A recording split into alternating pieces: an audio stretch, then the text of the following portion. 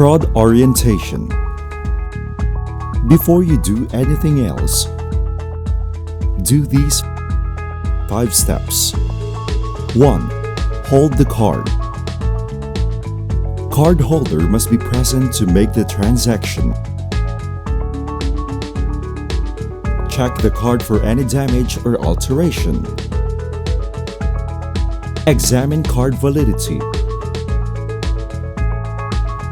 Card name must fit the gender and identity of the customer. Check the back of the card for signature. 2. Review card security features. Check the front and back panel of the card. Examine card, observing the basic standard card features.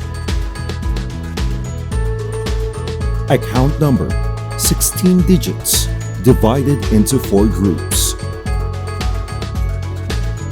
Pre-printed BIN, if present, must match the first 4 digits embossed. Not required for new MasterCard design. Examine any deformity on the account number printed on the card. 3. Obtain authorization. Dip or insert card unless told otherwise by the POS terminal or if cards are non-EMV.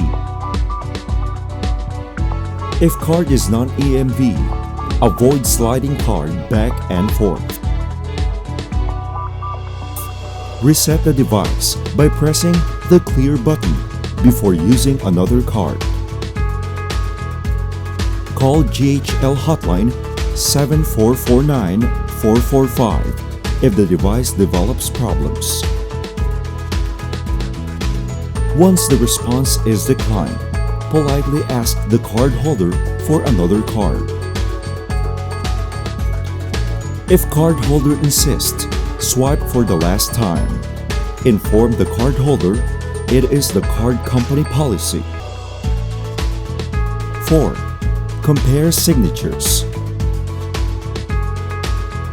Make sure that the signatures on the card and receipts are reasonably similar. When in doubt, ask for other identification documents and call the authorizations hotline. 5. Release the card only after the cardholder signs.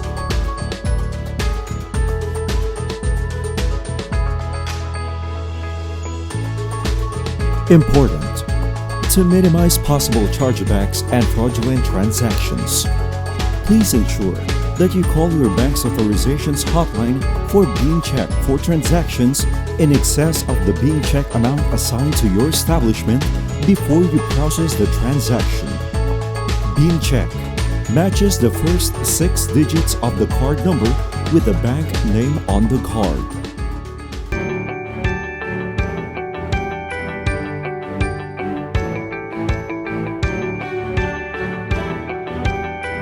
Buys hurriedly and arrives during closing hours.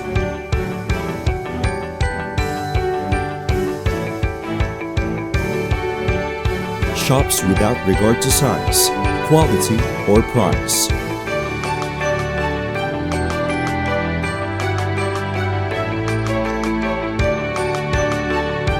Waives testing of appliances and delivery services. Has no identification or only has laminated ID.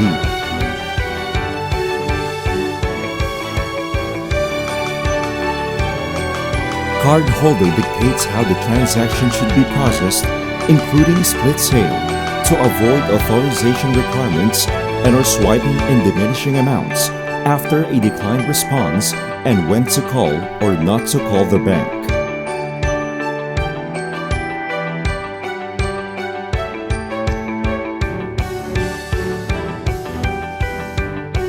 Brings out the card directly from his pocket.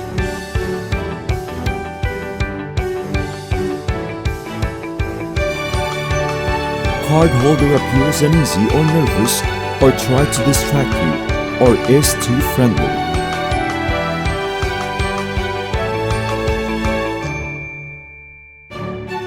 Has companions acting like lookouts.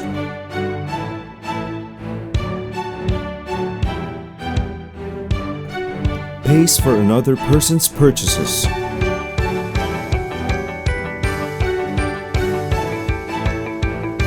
Request for delivery to an unusual or risky location.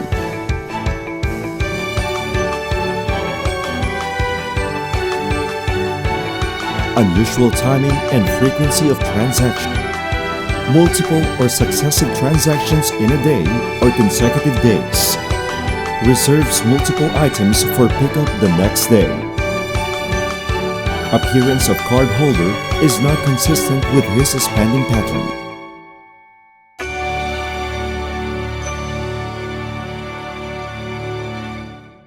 Code 10 authorization. When you suspect fraud. If your employees are suspicious about a card or a card holder at any time during a transaction, tell them to call the authorization center and request a Code 10 authorization. A Code 10 authorization request alerts the card issuer to suspicious activity without alerting the customer. During a Code 10 call, the authorizer may ask for transaction details and will provide instructions on any necessary action. Train your employees to say, "For Code 10 authorization, request please," and then follow these steps. Stay calm to avoid alarming the person who presented the card. Keep the card in question in hand to address any questions. Answer the operator's questions in a normal tone with a simple yes or no. Follow the operator's instructions. For your staff's safety, do not, under any circumstances, confront or try to apprehend the customer. Contact us for terminal concerns.